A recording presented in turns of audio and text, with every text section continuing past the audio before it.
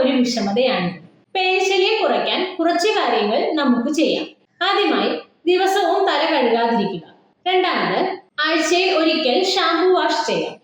Shampoo എപ്പോഴും dilute ചെയ്ത് വേണം തലയിൽ പുരട്ടാൻ. തലയിൽ തുളസി വെച്ച് കെട്ടി രാത്രി ഉറങ്ങാവുന്നതാണ്. പിന്നെ കർപ്പൂരം, വിളക്ക് കത്തിക്കുന്ന കർപ്പൂരമല്ല കേട്ടോ, മരുന്നുകടയിൽ കിട്ടുന്ന പച്ച കർപ്പൂരം വെളിച്ചെണ്ണയിൽ ഒരു ദിവസം ഇട്ട് വെച്ച് അത് പിറ്റേ ദിവസം തലയിൽ പുരട്ടാം.